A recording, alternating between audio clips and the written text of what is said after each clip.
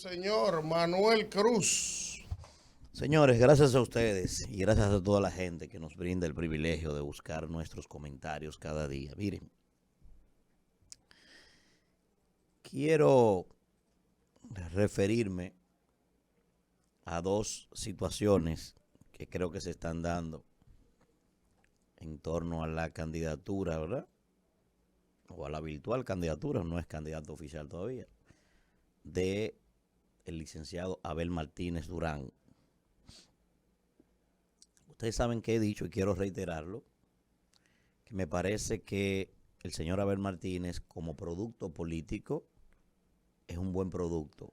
Yo pienso que tiene muchas características que son factibles para poder vender en la mercadotecnia electoral dominicana. Aunque pienso que debe, ¿verdad?, adornarlas con otros elementos que creo que le faltan, que pueden subsanarse perfectamente, pero pienso que él no solamente es la figura novedosa de este proceso, es un gran ganador porque lo ha demostrado en diversas ocasiones en las que ha corrido a diferentes posiciones y también es una persona muy carismática, pero pienso que debe enriquecer todo eso que yo he planteado con otros elementos para poder competir ya de una manera, digamos, profunda por esa posición que es a la presidencia de la República. Eso necesita otros ingredientes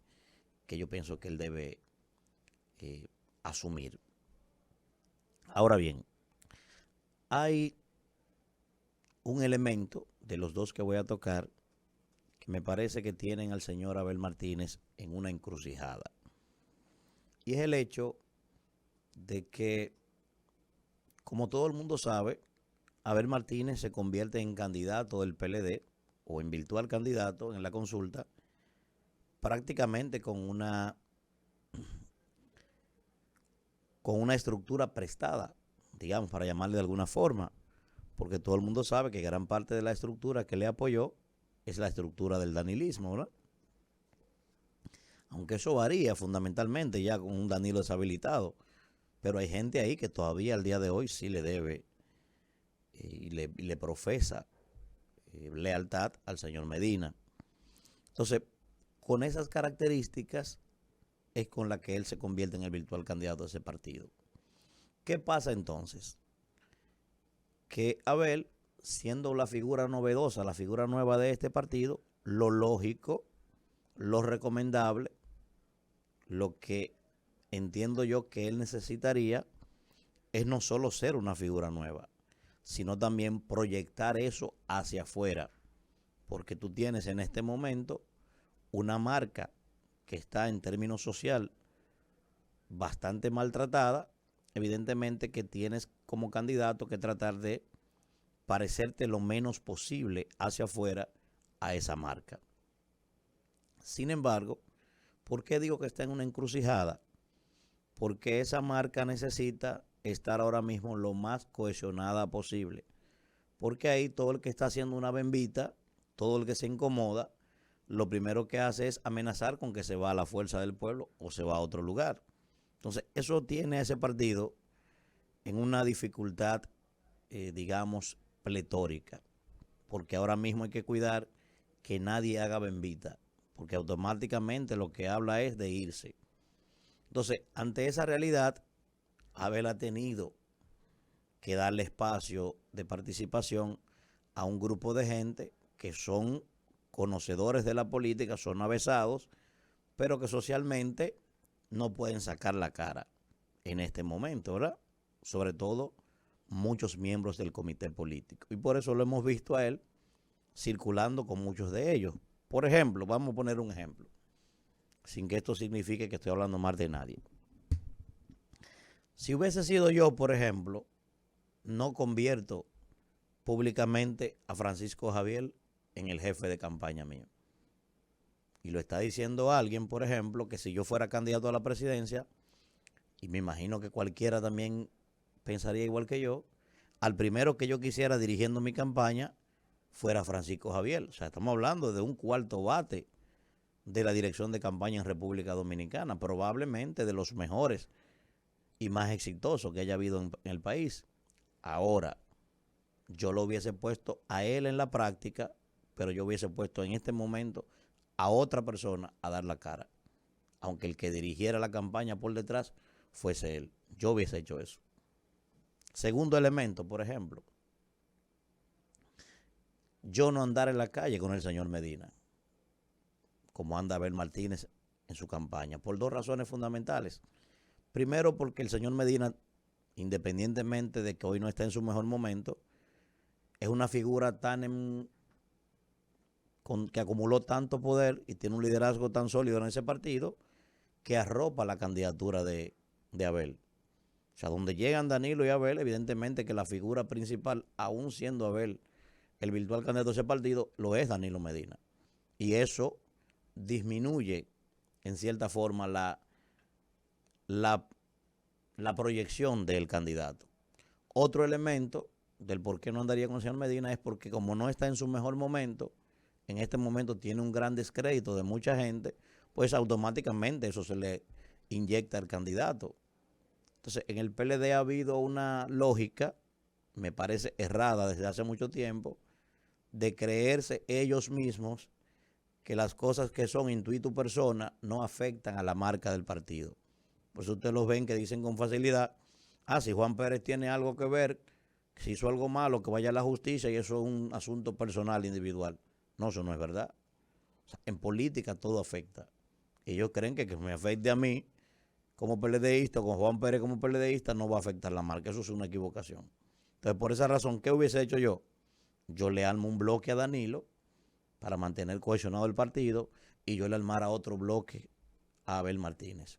Y cuando Danilo Medina estuviese con su estructura política en una actividad en San Juan de la Maguana, pues entonces Abel Martínez estuviese con su estructura también de campaña probablemente en San Pedro de Macorís, de manera simultánea. Yo hubiese hecho eso si estuviese dirigiendo esa campaña.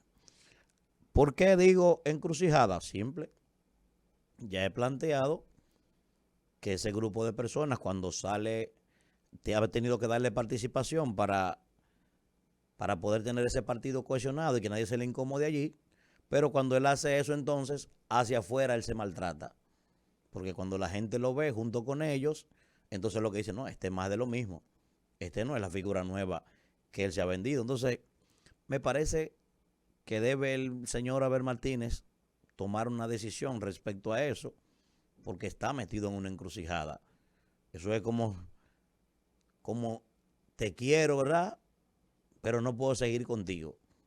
Ese grupo de personas que está ahí, él sabe perfectamente, repito, políticos muy avesados, gente que tiene nivel y conocimiento de estrategia política, gente que tiene ya de larga data, que conoce el día a día de la política, pero lamentablemente su imagen está muy maltratada.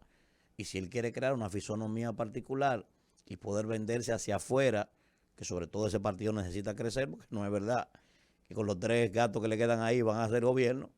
Si eso no pasa, no es verdad que esa candidatura va a prender. Eso por ese lado. Lo otro, que me parece un gran error, señores, es lo que acaba de pasar.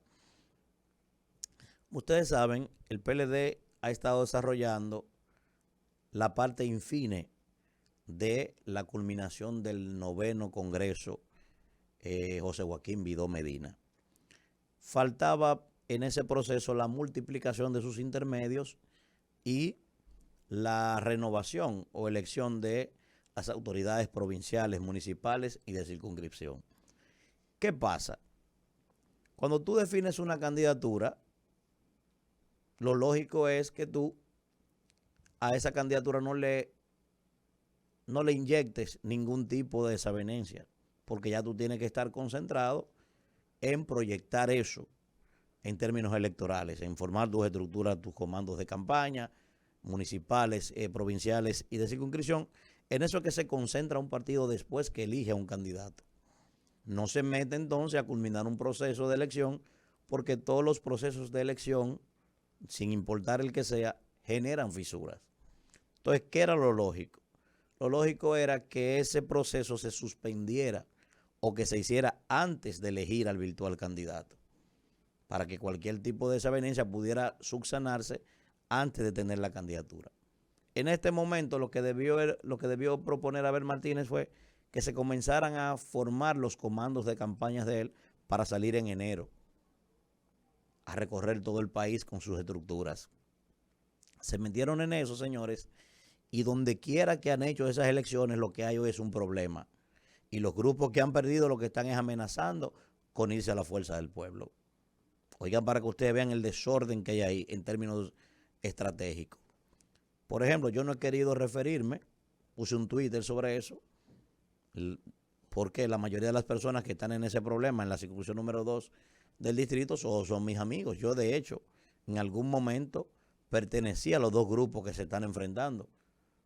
En algún momento, ustedes tienen a un exdiputado de la República, miembro del Comité Central de ese partido y de los dirigentes más importantes de esa circunscripción, él de manera personal, sin nadie preguntarle, admitiendo en un programa que tiene impacto nacional de que todos los procesos que allí se han hecho en los últimos 21 años, todos fueron fraudulentos. Imagínense ustedes eso. Y yo puedo hablar de eso, por ejemplo, para que la gente entienda. Recuerdo perfectamente el año 2005. El PLD celebraba el 7º Congreso de Rafael Caseacta. Nunca lo he olvidado por 3 razones fundamentales. Primero, porque en el Rafael Caseacta fue donde yo me trasladé de los César Sandino a los Manny Espinal. Segundo, fue la primera vez que yo participé en un proceso electoral en la circunscripción número 2 en ese momento. Y tercero, mi propio padre era candidato en ese momento. Y en ese proceso se eligieron 6 miembros del Comité Central en la circunscripción número 2, lo recuerdo perfectamente. Pero pasaron 3 de la corriente del danilismo y 3 de la corriente del doctor Leonel Fernández, perfectamente. Julio Holton, el ingeniero Abel Martínez y Fernando Cruz, mi padre, los 3 pasaron ahí, lo recuerdo perfectamente. A los 3 los sacaron y se metieron al que yo le dio su gana ahí. Lo recuerdo perfectamente, para que tengan una idea de dónde vienen esos problemas. Por eso, el señor Medina se atrevió a enfrentar a Leonel en 2007. Porque como él venía haciendo lo que le daba su gana en ese partido y colocó a todo el mundo, y solamente pudieron ser electos en 2006 fenómenos electorales. O en el caso de Julio Holton, que hubo que romper una máquina, tuve que partir a un compañero en ese momento, una trompa que le di. Así se lograron meter algunos diputados a la corriente de Leonel. Por eso le entendía que él podía enfrentar a Leonel, porque había hecho lo que le parecía ahí. Entonces usted tiene ahora al presidente del partido, o al expresidente del partido de esa circunscripción, enfrentándose públicamente con un miembro del comité político, diciéndose de todo. Usted va a Santo Domingo Norte, ahí está mi hermano René Polanco, matándose con el equipo de Ledis también.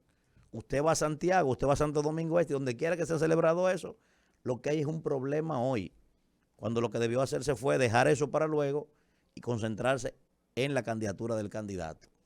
Ojalá que tomen en cuenta estas críticas constructivas, porque la idea no es dañar a nadie, pero me parece que en términos estratégicos han comenzado mal en esa candidatura. Adelante, Isidro.